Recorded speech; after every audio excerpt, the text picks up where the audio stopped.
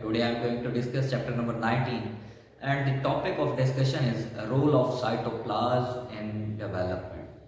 हमने ये चीज़ देखनी है कि साइटोप्लाज्म बेसिकली कौन सा ऐसा रोल परफॉर्म करता है डेवलपमेंट के प्रोसेस के दौरान कि मुख्तलिफ जो प्रोसेसेस डेवलपमेंट के प्रोसेस के दौरान हो रहे होते हैं, मुख्तलिफ जो स्टेजेस जो है कवर अप हो रही होती हैं, उनमें साइटोप्लाज्म ने किस तरह से अपने रोल को जो है परफॉर्म करना है।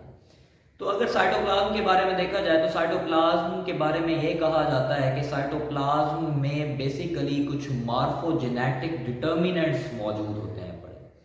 वो मार्फोजेनेटिक डिटर्मिनेंट्स डिटरमाइन करते हैं मॉर्फोलॉजी को, कोई ख़ास किस्म के स्ट्रक्चर्स की डेवलपमेंट को।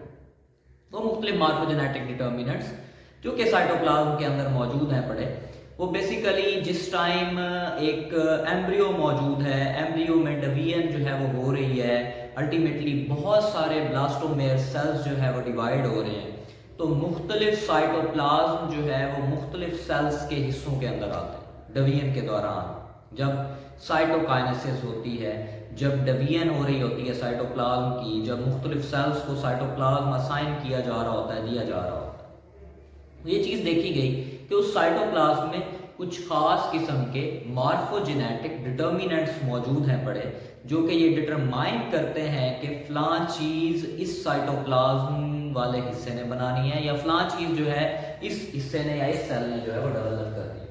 तो बेसिकली क्या कहा जाता है, वो इस तरह से है कुछ कि साइटोप्लाज्मिक कंपोनेंट्स जो होते हैं, जो साइटोप्लाज्म वाले हिस्से हैं, उनके अंदर कौन सी चीजें मौजूद हैं, उनमें है मॉर्फोजेनेटिक डिटर्मिनेंट्स जो कि मॉर्फोलॉजी को डिटरमाइन करते हैं, जो कि बॉडी के स्ट्रक्चर्स को, बॉडी के वेरियस ऑर्गन्स को डिटरमाइन करने में इंपॉर्टेंट रोल प्ले करते हैं। ये मॉर्फोजेनेटिक डिटर्मिनेंट्स बेसिकली मौजूद होते हैं और ये मॉर्फोजेनेटिक डिटर्मिनेंट्स बेसिकली असाइन होते हैं एक खास किस्म के स्पेसिफिक फंक्शन जो है वो स्पेसिफिक मॉर्फोलॉजी जो है उसको प्रिपेयर करवाना। फॉर एग्जांपल कोई गट को प्रिपेयर करवाने में जो है इंपॉर्टेंट रोल प्ले कर रहा होगा ये साइटोप्लाज्मिक कंपोनेंट, कोई जो है वो गट की फॉर्मेशन के अंदर, कोई जो है वो न्यूरल ट्यूब की फॉर्मेशन के अंदर हेल्पिंग रोल प्ले कर रहा होगा। मींस हम यूं कहें कि मार्फोजेनेटिक डिटर्मिनेंट्स ये स्विच ऑन या फिर ये स्विच ऑफ का प्रोसेस बेसिकली परफॉर्म कर रहे होते हैं। ये मार्फोजेनेटिक डिटर्मिनेंट्स जो साइटोप्लाज्म के अंदर मौजूद है, ये इस चीज को डिसाइड कर रहे होते हैं कि किस चीज ने बनना है या किस चीज ने नहीं बनना। डिसीजन का प्रोसेस जो है बेसिकली जीन्स तो है ही है, सब कुछ जो है वो जीन्स के पास हिदायत मौजूद हैं लेकिन उन जीन्स के पास मौजूद हिदायत को स्विच ऑन करना या स्विच ऑफ करना, उनको डिटरमाइन करना है कि फ़लाँ चीज़ बननी है या फ़लाँ चीज़ नहीं बननी, तो उनको कहने वाली चीज़ें कौन सी होंगी, ये साइटोप्लाज्म या साइटोप्लाज्म के अंदर मौजूद मॉर्फोजेनेटिक डिटर्मिनेंट्स होंगे जो चीज़ों को स्विच ऑन कर रहे हैं या चीज़ों को स्विच ऑफ कर रहे हैं, किसी जीन को एक्टिवेट कर देते हैं या किसी जीन को जो है वो इनएक्टिव कर देते हैं। तो एक एसिडियन एग जो है ये बेसिकली एसिडियन जो है एक एम्फीबियन की तरह से है, तो ये ऑर्गेनिज्म एसिडियन, इसके एग्स को जो है वो लिया गया, ठीक है। इसके एग को जब लिया गया तो इसके एग के अंदर जब वो एम्ब्रियो कंडीशन में था तो उन्होंने ये चीज देखी कि इसके जो साइटोप्लाज्म है, इसके एग का साइटोप्लाज्म, उस साइटोप्लाज्म के अंदर डिफरेंट कलर्स से इनको नजर, ठीक है, डिफरेंट कलर्स से जो नजर आए हैं साइटोप्लाज्म के अंदर। हालांकि साइटोप्लाज्म जो है क्लियर एरिया होता है, ठीक है, जो पिगमेंट फ्री सा एरिया होता है, उसके अंदर किसी किस्म का कलर नहीं होता। लेकिन जब एसिडियन के एग्स को जो है ऑब्जर्व किया गया तो उसके साइटोप्लाज्म में वेरियस कलर से नजर आए। जब वो क्लीवेज के प्रोसेस में था, मुख्तलिफ ब्लास्टोमेयर सेल्स अंदर छोटे छोटे सेल्स बन चुके, ठीक है, वो ब्लास्टोमेयर्स जब बन चुके थे तो वो जो डिफरेंट कलर्स थे वो सेग्रीगेट हो गए, वो अलग हो गए। सबसे पहले तो यूं है कि जब डिवीजन होती है उसमें सबसे पहला स्टेप होता है that is called as nucleus की ये डिवीजन है, दिस वन, ये हो। फिर साइटोप्लाज्म की भी डिवीजन होनी है, तो जब साइटोप्लाज्म डिवाइड हुआ तो उन ब्लास्टोमेयर्स को ये डिफरेंट ब्लास्टोमेयर्स जो बने थे उन तमाम ब्लास्टोमेयर्स के पास, उन तमाम सेल्स के पास ये बेसिकली साइटोप्लाज्म मूव करके आया, क्योंकि हर सेल के पास जो है वो डिवीजन के प्रोसेस में साइटोप्लाज्म भी जाना है, ऑर्गेनेल्स में भी जाना है।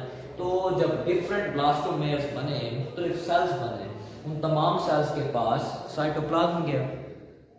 तो उन तमाम सेल्स के पास जो साइटोप्लाज्म गया, उन साइटोप्लाज्म के जो कलर्स थे वो डिफरेंट थे, ठीक है। उन डिफरेंट कलर्स को जब ऑब्जर्व किया गया तो ये चीज़ देखी गई कि जो क्लियर साइटोप्लाज्म है, जो क्लियर वाले जिन जिन सेल्स के अंदर साइटोप्लाज्म था, वो क्लियर वाले साइटोप्लाज्म वाले सेल्स ने अल्टीमेटली बना दिया उस लार्वा की जो एपिडर्मिस थी, उसे इन्होंने किस चीज को फॉर्म किया? लार्वल एपिडर्मिस को फॉर्म किया। वो वाले सेल्स ने लार्वल एपिडर्मिस को फॉर्म किया जिनके पास क्लियर साइटोप्लाज्म था। दैट मींस कि साइटोप्लाज्म में कुछ ऐसा है जो कि उनके जीन्स को स्विच ऑन कर रहा है कि वो किस चीज को बनाए? एपिडर्मिस को बनाए। हालांकि बहुत सारे सेल्स थे अंदर मौजूद, बहुत सारे सेल्स के पास साइटोप्लाज्म भी था, लेकिन बाकी सेल्स क्यों नहीं इन्वॉल्व हुए? उसकी रीजन ये थी, उसकी एक्सपेरिमेंटल रीजन ये थी कि जो क्लियर साइटोप्लाज्म था, दैट मींस कि साइटोप्लाज्म के अंदर कुछ ऐसा मौजूद है, कोई ऐसे डिटर्मिनेंट्स मौजूद हैं पड़े जो ये डिसाइड करते हैं कि इस साइटोप्लाज्म में फलां चीज को जो है फॉर्म करना है। ऐसे ही जब ये येलो साइटोप्लाज्म को देखा गया तो ये लार्वा के वो जो एसिडियन लार्वा था, ये उसके बेसिकली मसल सेल्स को बनवा रही थी। ये मसल सेल्स की डेवलपमेंट के अंदर इंपॉर्टेंट रोल ये प्ले कर रहा था येलो साइटोप्लाज्म। मींस जिन भी सेल के पास येलो साइटोप्लाज्म था वो उस लार्वा के मसल सेल्स की डेवलपमेंट में इंपॉर्टेंट रोल प्ले कर रहा था। लेकिन येलो साइटोप्लाज्म क्यों एपिडर्मिस को नहीं फॉर्म कर रहा, या जो क्लियर साइटोप्लाज्म है वो क्यों मसल सेल्स को नहीं बना रहा? उसकी रीजन ये है कि जो साइटोप्लाज्म है वो उसके अंदर कुछ खास किस्म के मॉर्फोजेनेटिक डिटर्मिनेंट्स हैं, और वो जो मॉर्फोजेनेटिक डिटर्मिनेंट्स हैं वो उस मॉर्फोलॉजी को डिटरमाइन करते हैं कि फलां जीन्स ने अगर स्विच ऑन होना है तो फलां चीज़ बनानी है, या फलां ने फलां चीज़ को जो है वो डेवलपमेंट उसकी करानी है। हालांकि न्यूक्लियस में तमाम इंफॉर्मेशन है पड़ी, हालांकि उस सेल में तमाम इंफॉर्मेशन है पड़ी, लेकिन वो साइटोप्लाज्म जो उसके अंदर, फॉर एग्जांपल यहाँ पर ये वाला सेल है और इस सेल के पास यहाँ पर न्यूक्लियस में बहुत सारे जीन्स पड़े हैं। वो मसल्स के बनाने के लिए भी हैं, वो गट को बनाने के लिए भी हैं, वो नर्वस सिस्टम को बनाने के लिए भी हैं, वो एक्टोडर्म को बनाने के लिए भी हैं, वो एंडोडर्म को बनाने के लिए भी हैं। लेकिन अगर यहाँ पे फॉर एग्जांपल येलो साइटोप्लाज्म है तो जितने सेल्स के पास येलो साइटोप्लाज्म है उनके वो वाले जीन स्विच ऑन हो जाएंगे जो कि किसको डेवलप करेंगे? मसल्स को डेवलप करेंगे। दैट मींस इस साइटोप्लाज्म जो है वो जो येलो कलर वाला साइटोप्लाज्म है उसने डिटरमाइन किया कि मसल्स ने डेवलप हो। दैट मींस कि जो साइटोप्लाज्म है वो इंपॉर्टेंट रोल प्ले कर रहा है मॉर्फोलॉजी को डिटरमाइन करना, मॉर्फोलॉजी को डेवलप करना। इसी तरह से जो ग्रे वेजिटल साइटोप्लाज्म था, उस ग्रे वेजिटल साइटोप्लाज्म ने उसकी उस लार्वल स्टेज के ऊपर किस चीज को डेवलप किया? उसकी गट को डेवलप कर दिया, ठीक है। अब जितने भी सेल्स हैं, जितने भी ब्लास्टोमेयर्स बने हैं, उन तमाम ब्लास्टोमेयर्स में वो वाले सेल्स जिनके पास ग्रे वेजिटल साइटोप्लाज्म मौजूद है पड़ा, उन तमाम सेल्स ने किस चीज को डेवलप करने में रोल परफॉर्म किया? गट को बनवाना, और इस तरह से गट की फॉर्मेशन होती है। Same cases for grey equatorial cytoplasm. Equatorial region पे ग्रे कलर का साइटोप्लाज्म था, उसने डेवलपमेंट करवाने में इंपॉर्टेंट रोल प्ले किया नोटोकॉर्ड एंड न्यूरल ट्यूब वगैरह को। न्यूरल ट्यूब की डेवलपमेंट के अंदर इंपॉर्टेंट रोल परफॉर्म किया। यूं देखें, मुख्तलिफ किस्म के साइटोप्लाज्म है, वो मुख्तलिफ किस्म की मॉर्फोलॉजी को डिटरमाइन कर रहे हैं। दैट मींस कि cytoplasm contain some specific morphogenetic determinants जो कि ये डिसाइड करते हैं कि इस सेल ने फलां चीज में डेवलप होना है। तो cytoplasm basically important role play करता है किसी जीन को स्विच ऑन करने में या किसी जीन को स्विच ऑफ करने में। तो स्विच ऑन और स्विच ऑफ के प्रोसेस में इसका इंपॉर्टेंट रोल है, मॉर्फोलॉजी को डिटरमाइन करने में इंपॉर्टेंट रोल है। हाँ, इंफॉर्मेशन जीन पे मौजूद है, हाँ इंफॉर्मेशन डीएनए पे मौजूद है, क्रोमोसोम्स पे मौजूद है, बट उन इंफॉर्मेशंस को आगे जिनको एक्टिवेट करना है या जिनको एक्टिवेट नहीं करना, उसकी इंफॉर्मेशंस या उनको स्विच ऑन करना या स्विच ऑफ करने की इंफॉर्मेशंस किसके पास मौजूद है? That is in the cytoplasm. वो साइटोप्लाज्म के पास मौजूद है। इस तरीके से एसिडियन एग की मदद से जो है इस चीज को डिटरमाइन कर दिया गया। तो this is the topic about the role of cytoplasm in development. Now हम आते हैं कि role of nucleus in development. ये न्यूक्लियस जो है वो किस तरह से इंपॉर्टेंट रोल प्ले करता है। ऑब्वियसली हम लोग जानते हैं कि न्यूक्लियस जो है वो that is the central area या central region of the cell. वो सेंट्रल रीजन है that control all the activities of the cell. वो एक्टिविटीज तमाम को कंट्रोल कर रहा है। Structural and functional unit cell का बेसिकली न्यूक्लियस है, ठीक है। तो न्यूक्लियस ने इंपॉर्टेंट रोल प्ले करना है क्योंकि न्यूक्लियस के अंदर तमाम इंफॉर्मेशन हैं in the form of genes. Genes की शक्ल में उसके ऊपर तमाम इंफॉर्मेशन मौजूद हैं पड़े। उसके अंदर डीएनए मौजूद है पड़ा जो कि तमाम एक्टिविटीज़ को कंट्रोल करता है। तो किस तरह से रोल ऑफ न्यूक्लियस है डेवलपमेंट के अंदर, इसके ऊपर मुख्तलिफ एक्सपेरिमेंट्स को जो है वो परफॉर्म किया गया और ये चेक करने के लिए कि क्या न्यूक्लियस भी इंपॉर्टेंट रोल प्ले करता है डेवलपमेंट के प्रोसेस में। तो इसके ऊपर जो एक्सपेरिमेंट परफॉर्म किए गए थे तो उनको चेकआउट करने के लिए बेसिकली एक एलजी को यूज़ किया गया। तो उसके बारे में हम इसके एक्सपेरिमेंट को डिस्कस करने से पहले कुछ इसकी कुछ स्पेसिफिक लाइंस हैं। That is genes controlled substances are found in cytoplasm. Cytoplasm जो है उसके अंदर, जिस तरह हमने इधर बात की कि साइटोप्लाज्म में कुछ खास किस्म के मॉर्फोजेनेटिक डिटर्मिनेंट्स हैं क्योंकि जीन्स को कंट्रोल कर रहे हैं, कि जीन्स को स्विच ऑन करते हैं कि आपने स्विच ऑन होना है तो फलां चीज़ बना देनी है, या स्विच ऑफ करते हैं कि इन जीन्स ने इनएक्टिव रहना है और इस चीज़ को डेवलप नहीं करना। तो यही बात है कि जीन को जो है वो कंट्रोल करने वाले सब्सटेंसेस जो होते हैं वो मौजूद होते हैं। कहाँ पर मौजूद होते हैं? साइटोप्लाज्म के अंदर बेसिकली ये मौजूद होते हैं पड़े। बेसिकली ये साइटोप्लाज्म में मौजूद हैं पड़े। एक्सपेरिमेंट को परफॉर्म किया गया कि क्या न्यूक्लियस भी डेवलपमेंट के अंदर इंपॉर्टेंट रोल प्ले करता है कि या सिर्फ और सिर्फ ये साइटोप्लाज्म में इंपॉर्टेंट रोल प्ले करता है। तो इसके ऊपर एक्सपेरिमेंट किया गया। एक मल्टी सेलुलर अलगा था, उस मल्टी सेलुलर अलगा का नाम है दैट इज कॉल्ड एज एसिटाबुलेरिया। एसिटाबुलेरिया एक मल्टी सेलुलर अलगा। एसिटाबुलेरिया की दो स्पीशीज हैं, उनमें एक एसिटाबुलेरिया मेडिटेरेनिया और एक है एसिटाबुलेरिया ग्रैनुलेटा। ये दो स्पीशीज हैं। इन दो स्पीशीज के ऊपर जो है वो एक्सपेरिमेंटल प्रोसेस जो है परफॉर्म किया गया। ये जब एसिटाबुलेरिया को हम देखते हैं तो एसिटाबुलेरिया की राइजाइड्स हैं पड़ी जो कि ये वाले रीजन्स हैं, ये इसके राइजाइड्स हैं दैट आर कॉल्ड एज राइजाइड्स।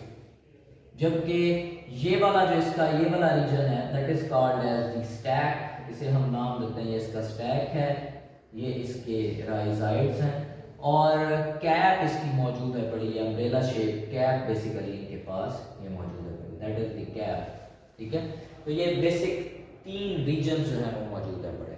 जो राइजाइड्स हैं ये राइजाइड्स इसको बेसिकली एंकर कर रही हैं किसके अंदर, ग्राउंड के साथ जो है वो इसे एंकर कर रही है। और राइजाइड से ऊपर जो है, राइजाइड से अल्टीमेटली अपवर्ड मौजूद है पड़ी कौन सी चीज, स्टैक मौजूद है पड़ी। ठीक है, जो स्टैक है ये अपवर्ड मौजूद है पड़ा, राइजाइड से अपवर्ड जो है स्टैक मौजूद है पड़ा। और उस स्टैक के बेसिकली ऊपर लगी हुई है क्या चीज, अम्ब्रेला शेप कैप जो है मौजूद है पड़ी। राइजाइड उससे ऊपर की जाने स्टैक, स्टैक से ऊपर जो है वो कैप मौजूद है पड़े। अब हैमरलिंग ने इसके ऊपर एक्सपेरिमेंट को जो है वो परफॉर्म किया। हैमरलिंग ने इसके ऊपर क्या एक्सपेरिमेंट परफॉर्म किया, वो यूं है, इसने ये दो स्पीशीज ली, एसिटाबुलेरिया मेडिटेरेनिया और एसिटाबुलेरिया ग्रैनुलेटा। जो मेडिटेरेनिया इसकी स्पीशी है, इसमें जो कैप बनती है ये रेगुलर कैप होती है। ठीक है, इसकी जो कैप है वो है रेगुलर कैप, प्रॉपरली रेगुलर इसकी कैप अम्ब्रेला शेप जो इस तरह से बनती है। जबकि एसिटाबुलेरिया ग्रैनुलेटा जो है इसकी जो कैप होती है वो होती है इर्रेगुलर कैप। इसकी इर्रेगुलर कैप है और उसकी जो है वो रेगुलर कैप मौजूद है पड़ी। मेडिटेरेनिया की कैप जो है वो रेगुलर है और ग्रैनुलेटा की जो कैप है वो क्या है, इर्रेगुलर कैप है। ये दोनों सेम स्पीशीज हैं पड़े। अब इनके अंदर बेसिकली इसके ऊपर उसने एक्सपेरिमेंट को जो था वो परफॉर्म किया। उसने ये चीज़ देखी कि ये जो दोनों स्पीशीज हैं, इन दोनों स्पीशीज के अंदर एक फिनोमेना पाया जाता है। वो ये है कि इफ कैप इज रिमूव्ड, अगर हम इसकी कैप इज रिमूव्ड, अगर हम इसकी कैप को जो है वो क्या करते हैं, रिमूव करते हैं, इन दोनों की कैप को हम रिमूव करते हैं, तो इनकी कैप रिमूव करने से ये क्या करते हैं, they can regenerate their cap. ये अपनी कैप को दोबारा से रीजनरेट कर लेते हैं, इनकी कैप दोबारा से डेवलप हो जाती है। तो इन्होंने यही एक्सपेरिमेंट परफॉर्म किया इन दोनों स्पीशीज के ऊपर, एसिटाबुलेरिया मेडिटेरेनिया के ऊपर और एसिटाबुलेरिया ग्रैनुलेटा के ऊपर। किसने इसके ऊपर एक्सपेरिमेंट परफॉर्म किया, दैट वाज हैमरलिंग ने इसके ऊपर एक्सपेरिमेंट परफॉर्म किया।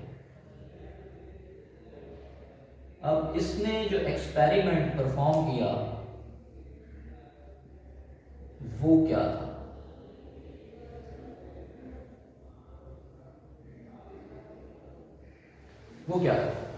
इस एक्सपेरिमेंट में इसने क्या किया, इसने इसके स्टैक के इतने से पीस को रिमूव किया, ठीक है, और इधर से इसकी स्टैक के भी इस पीस को रिमूव किया। ये दोनों की स्टैक के पीस हमारे पास ये आ, इसकी स्टैक का पीस है ये, ठीक हो गया, ये वाला पीस इसने रिमूव कर दिया, और यहां से इसकी स्टैक का पीस हमारे पास आ गया ये दोनों की स्टैक के पीसेस जो है इसने क्या कर दिए, रिमूव कर दिए। रिमूव करने के बाद ये हमारे पास एसिटाबुलेरिया ग्रैनुलेटा है, ये वाला दैट इज एसिटाबुलेरिया ग्रैनुलेटा, और ये वाला हमारे पास एसिटाबुलेरिया मेडिटेरेनिया। कुछ भी नहीं किया, सिर्फ और सिर्फ इनकी स्टैक को रिमूव किया। फॉर एग्जाम्पल ये हमारे पास वही एसिटाबुलेरिया ग्रैनुलेटा और ये उसके नीचे से मौजूद राइजाइड्स, इस तरह से दीज आर राइजाइड्स, ये उसकी स्टैक, और इसके बाद ये यहाँ पे मौजूद है पड़ा हमारे पास एसिटाबुलेरिया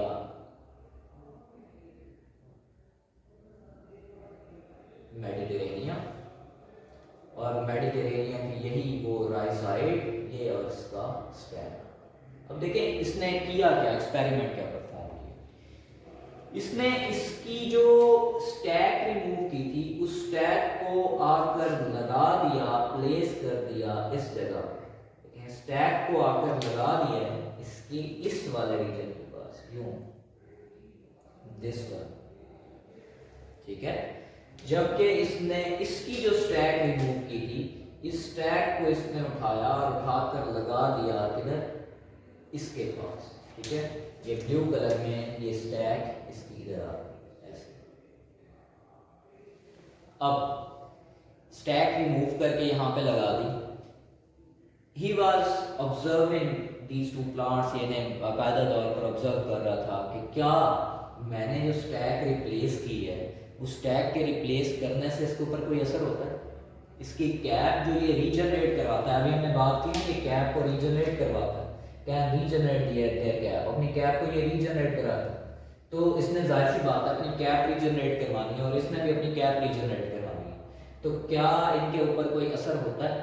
लेकिन जब इसने इसको ऑब्जर्व किया, इसने ये देखा कि इस प्लांट ने क्या की, अपनी वही प्रॉपर्टी जो कैप थी, रेगुलर कैप, उस रेगुलर कैप को इसने क्या करा लिया, इस तरह से रीजनरेट करा। इसकी वैसे ही रेगुलर कैप जो है यहाँ पे रीजनरेट हो गई, इस तरह से ये रीजनरेट कर गई रेगुलर कैप, और जब इसको देखा गया तो इसने भी अपनी ही कैप को क्या कर लिया, यूं रीजनरेट करा लिया। इस तरह से इसकी भी वही कैप जो है वो रीजनरेट करे। अब ये है इरेगुलर और ये है रेगुलर कैप। इसकी रीजन क्या था? हालांकि एक स्टैक के उस पीस को काट के वहां पे ट्रांसप्लांट किया, तो इस पौधे का जो स्टैक था उसे वहां पे लगाया और इस पौधे का जो था उसे यहाँ पे लगाया। उसके बावजूद उन्होंने जो कैप अपनी रीजनरेट की वो बिल्कुल वैसी की वैसी रीजनरेट की। उसकी रीजन क्या है? उसकी रीजन ये है कि इनके पास ये जो एसिटाबुलेरिया मेडिटेरेनिया और एसिटाबुलेरिया ग्रैनुलेटा है, they have a single nucleus. इनके पास एक सिंगल क्या है, न्यूक्लियस मौजूद है, ठीक है। और वो जो सिंगल न्यूक्लियस मौजूद है बड़ा, वो कहाँ पे मौजूद है बड़ा? वो इनकी राइजॉइड्स वाले पोर्शन के पास यहाँ पर मौजूद है बड़ा, इस जगह पे मौजूद है, यहाँ पे। And nucleus contain all the informations. अब जो एसिटाबुलेरिया मेडिटेरेनिया का न्यूक्लियस है उसके पास इंफॉर्मेशन है रेगुलर कैप बनवाने के लिए। तो जब हमने इसकी बेशक इस पोर्शन को रिमूव करके इसके स्टैक को वहां पे लगाया, न्यूक्लियस रिमूव नहीं किया था, तो न्यूक्लियस ने इंफॉर्मेशन दी और बाकायदा तौर पर रेगुलर कैप जो है वो डेवलप हो गई। दैट मीन्स कि न्यूक्लियस कंटेन द इंफॉर्मेशंस और वही इंफॉर्मेशन आगे ट्रांसफर। ऐसे ही एसिटाबुलेरिया ग्रैनुलेटा जो है इसकी इरेगुलर कैप थी। हालांकि हमने इस स्टैक को उठा के इधर लगाया था, लेकिन उसके बावजूद इसने अपनी ही इरेगुलर कैप को डेवलप किया। दैट मींस ये जो इसका न्यूक्लियस नीचे मौजूद था उसने इंफॉर्मेशन दी इरेगुलर कैप की। बेशक साइटोप्लाज्म के अंदर मॉर्फोजेनेटिक डिटर्मिनेंट्स मौजूद होते हैं, साइटोप्लाज्म के अंदर वो मॉर्फोजेनेटिक डिटर्मिनेंट्स तो मौजूद हैं, लेकिन वो उन जीन्स को एक्टिवेट, स्विच ऑन या स्विच ऑफ करने का काम परफॉर्म करते हैं। लेकिन जो असल इंफॉर्मेशन हैं वो कहां पे हैं? वो न्यूक्लियस में। These are not present in cytoplasm। वो साइटोप्लाज्म में मौजूद नहीं है। साइटोप्लाज्म सिर्फ उन्हें एक्टिवेट कर रहा है, या स्विच ऑन कर रहा है या स्विच ऑफ कर रहा है। जो इंफॉर्मेशन है वो असल किस में है? न्यूक्लियस के अंदर मौजूद है।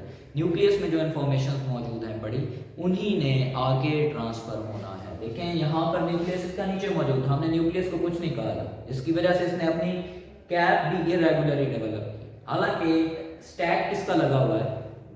रेगुलर पर। इसी तरह से इसका न्यूक्लियस नीचे मौजूद है, हमने इसका स्टैक उधर लगा दिया, उसके बावजूद इसने अपनी कैप को डेवलप किया। उसकी वजह क्या है? क्योंकि इसका न्यूक्लियस जो है वो इसके नीचे मौजूद है। So this is the whole story about the role of nucleus in development. Thank you so much. Allah Hafiz.